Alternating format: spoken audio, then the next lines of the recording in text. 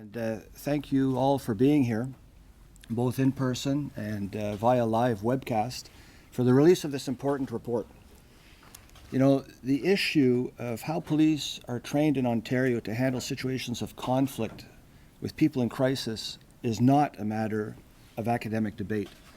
It is literally a matter of life and death, and one that has been neglected in this province for too long. Le problème de la formation donnée aux policiers pour gérer les situations conflictuelles avec des personnes en crise n'est pas une question de débat théorique.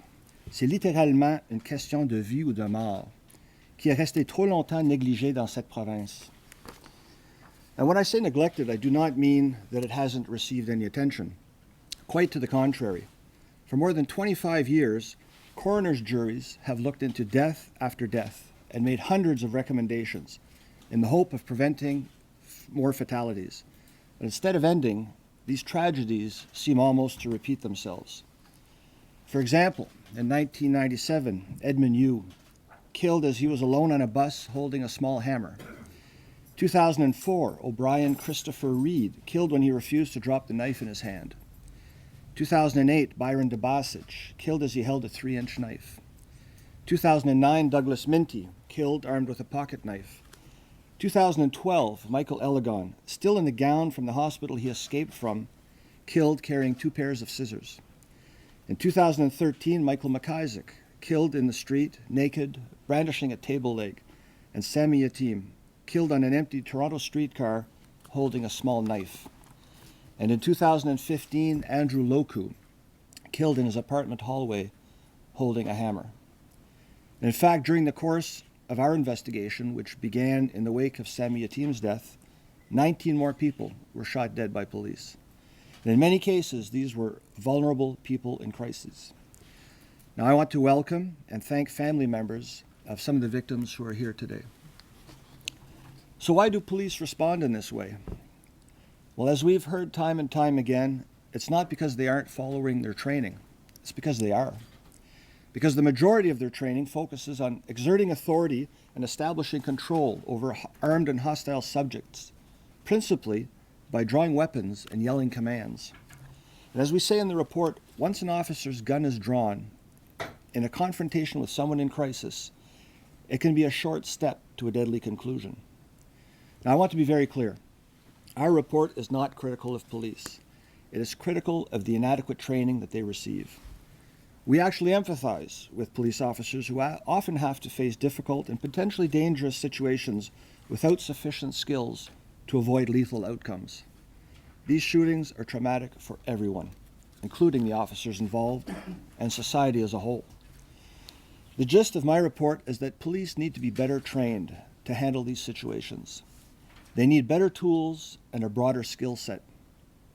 Basic training in Ontario for police constables is half as long as it is for the RCMP and does not place sufficient emphasis on de-escalation and dealing with people in crisis. Now, I want to stress that our investigation looked at this issue in depth. We received 176 complaints and submissions. Our investigators conducted 95 interviews and reviewed thousands of pages of documentation. They studied de-escalation training in other jurisdictions, and they even attended police training sessions. I'm also grateful to the 2 distinguished special advisors who lent their enormous expertise to this investigation. I'm talking about former police chiefs Mike Boyd and now Senator Vern White. Now, their perspectives and their guidance helped us craft 22 recommendations that are practical, and they will benefit the police as much as the public. The Ministry of Community Safety and Correctional Services has the responsibility for setting standards for Ontario police services. And as our report makes clear, it is time for the ministry to direct police services on how to de-escalate situations of conflict before they result in the use of lethal force against people in crises. It's not just a matter of long overdue leadership, but of saving lives. We don't need another study to prove that too many people in crises have died at the hands of police. We don't need another study or consultation to determine that police training on de-escalation is inadequate. What we need is recognition by the government that the status quo is not acceptable. We need a plan for meaningful action to enhance public safety. So I'm making the case that there is an urgent need for improvements to police training in Ontario that will provide frontline officers with the skills to better respond to situations of conflict with people in crises and to reduce the odds of those people ending up dead. Il y a un besoin urgent d'apporter des améliorations à la formation des policiers en Ontario pour donner aux policiers de première ligne les compétences requises afin de mieux gérer les situations conflictuelles avec des personnes en crise et réduire la probabilité qu'elles meurent sous leurs balles. Now, as you know, a new minister was appointed just 2 weeks ago as my report was being finalized. Now, I believe strongly in procedural fairness, and so I made sure that I gave him and the ministry another chance to respond to this report. You know, the objective of an ombudsman is not to name, blame, and shame the public sector bodies that it oversees. The objective is to investigate problems in government administration, to make feasible recommendations for corrective action, and to use moral suasion to convince that public sector body to do the right thing and accept those recommendations. That's why I'm always looking for opportunities to work independently but collaboratively with the public sector bodies that we oversee to solve problems and to make Ontario a better place to live and work. Now, I had the opportunity to meet with the new minister yesterday, and I was encouraged by his willingness to listen. And I left that meeting with the impression that the ministry recognizes the need for change, and I am hopeful that the ministry will do the right thing and accept my recommendations. So I'm looking forward to the ministry's formal response later on this morning, and I'm optimistic that the necessary and long overdue changes that we are calling for will come. J'ai pu rencontrer le nouveau ministre hier et j'ai été encouragé par sa volonté de nous écouter. J'ai quitté cette réunion avec l'impression que le ministère reconnaît la nécessité de changement et avec l'espoir que le ministère agira comme il le faut et acceptera mes recommandations. J'attendrai avec impatience la réponse officielle du ministre et je crois avec optimisme qu'il apportera les changements nécessaires si longtemps attendus que nous demandons. So going forward, my office and I will regularly monitor the ministry's actions on this file. We will keep this conversation going, and we will continue to make the case for meaningful change. And we will use all the moral suasion and all the communication resources at our disposal to advocate for change. And I can assure stakeholders that our efforts will continue as long as necessary. My team and I are passionate about this important work, and we are committed to doing whatever we can to make Ontario a better place and a safer place to live. So thank you, and I'd be happy now to take any questions you may have. So I guess I'm wondering, you sort of touched on this a little bit in your report, but the 19 deaths since your investigation began, do you think that they would have been preventable, like had the ministry adopted your recommendations earlier? Well, I'm not going to speculate on what could or could not have happened, but what I will say is that I'm confident that had police officers been better trained and had the kind of training that we're proposing, that they would have been in a better situation to handle those situations. What did you, Mr. Dubé, when you spoke with the new minister, you said you were slightly more encouraged than the neutral responses, like that you got from the ministry. What was encouraging at the new minister? I mean, all the new ministers say they're going to do wonderful new things, but what specifically did you guys? Well, it was essentially the tone. Ideally, I would meet with a minister before the investigation starts, right, to talk about procedures and expectations. And obviously, he wasn't there when and I wasn't there at the time. So essentially, this was a conversation about procedures, and yet, he didn't spill the beans. I don't know what I didn't get any details of what the response is going to be, but it was a very positive tone, and that's what I have to go on. But all I can say is that, I am confident in this report. I think it's a reasonable report. I don't think a reasonable person would take exception to what we're proposing, and the minister struck me as a very reasonable man. So I left the meeting encouraged. Thank you. Yes? There's been a number of reasonable recommendations that have been made at many inquests. So what makes these recommendations any different than the ones we've heard before, but we've seen very little change?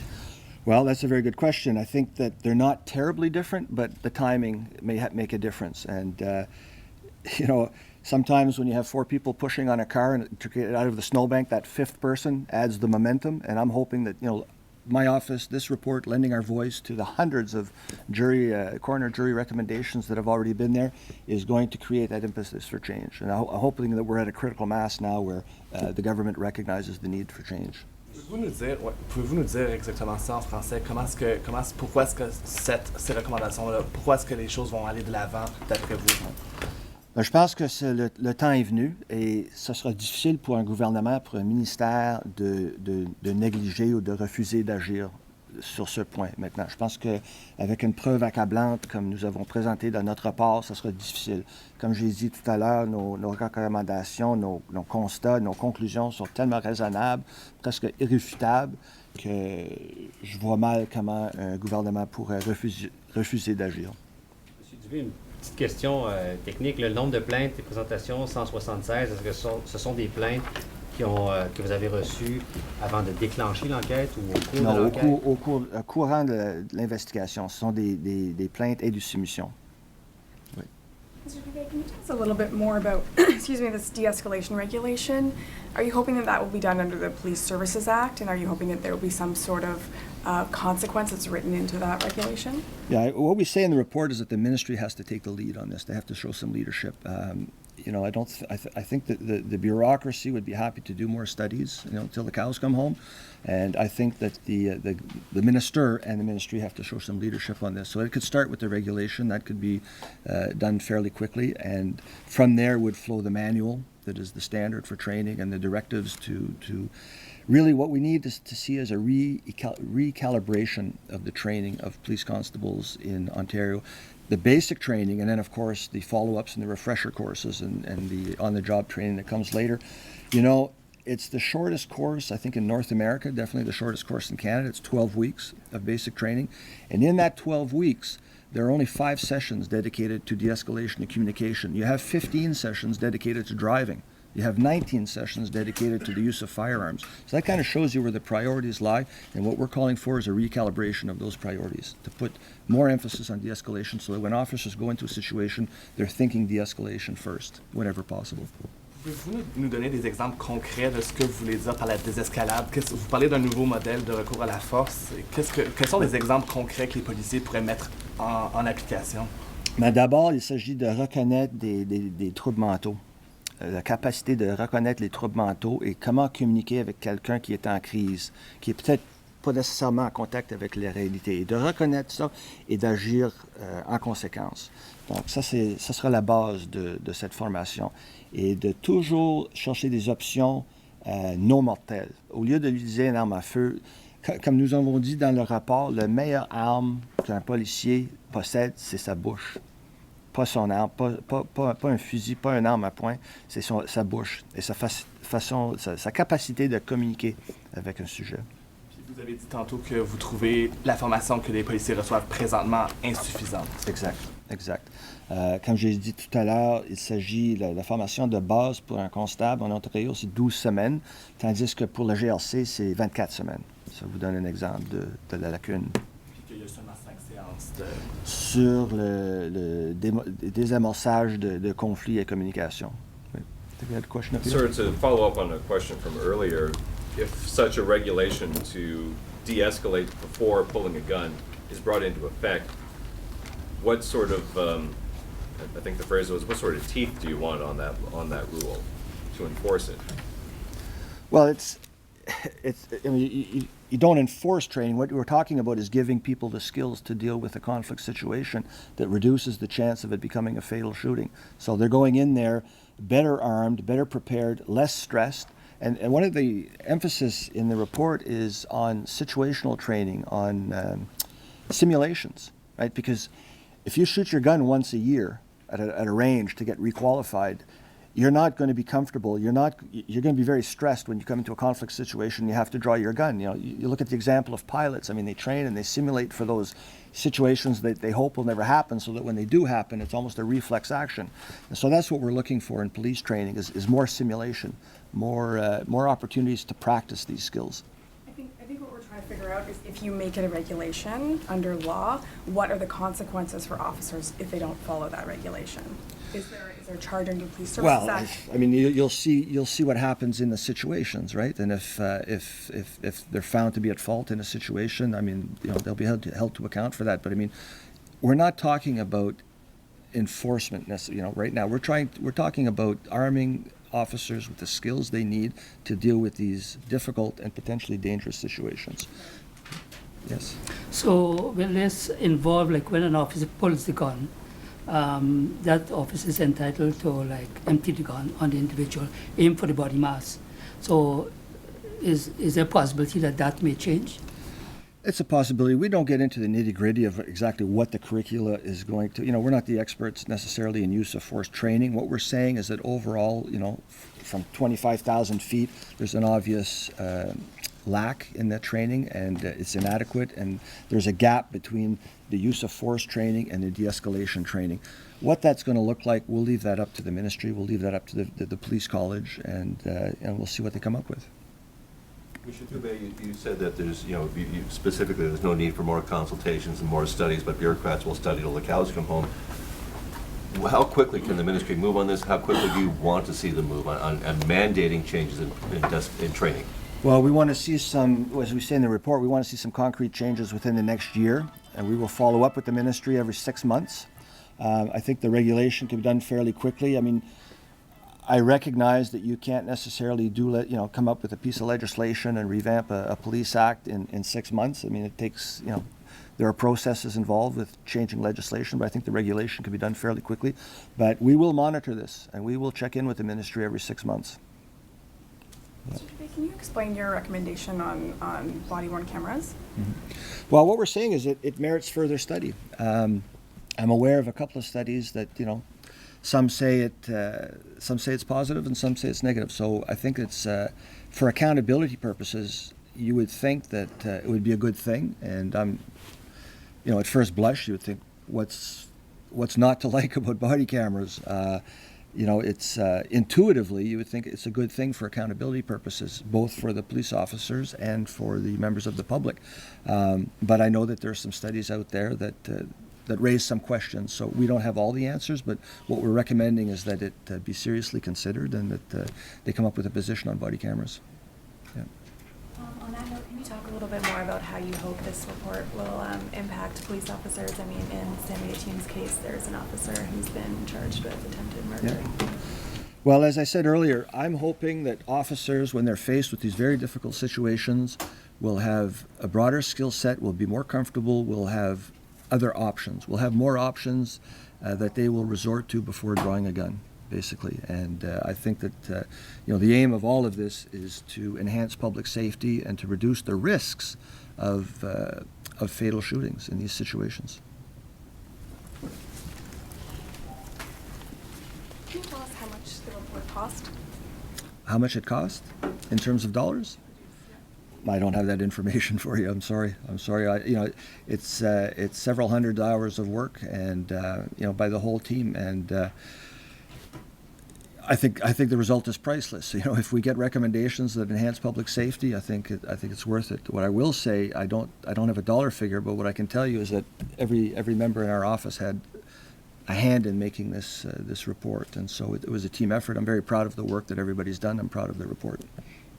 The dozens of coroner's inquests that have happened, similar investigations, court challenges, court cases, media scrutiny has been huge, and everything has ended up on a dusty shelf. What makes you think that that's not going to end up on a dusty shelf? Well, as I said on other occasions, I think the Ombudsman's office is uniquely positioned to comment on things, right? Sometimes the coroner's inquest deals with one situation, one fact situation.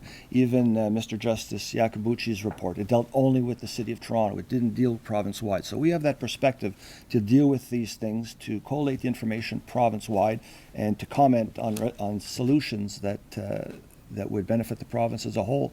So I think we have the potential to have a greater impact because of our unique position. But there have been similar inquests and similar recommendations in the past.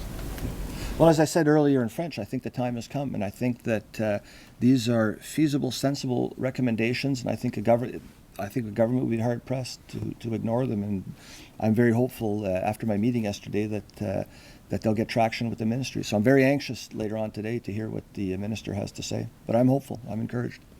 Mr. Dubé, you Yes. said in your report, you said earlier that you didn't want to speculate on what may or may not have been. Could you comment, though, on how responsible the ministry is for the deaths that have occurred with people in distress and police? How responsible they are because there have not been these regulations that you want, there has not been this training that you want? Well, to be fair to the ministry, it's not like nothing has happened. I mean, there has been some movement. There have been some changes. They have experimented with things. There have been some changes to the training. And that's great. That's great. So we have to give credit where credit is due. The point we're making today is that it hasn't gone far enough. And so there needs to be more. We're making the case for more and better changes. And as I said earlier, I'm optimistic that our report will make a difference. Thank you. Is that it? All right. Well, I want to thank everybody, and I appreciate your interest in the subject. Thank you.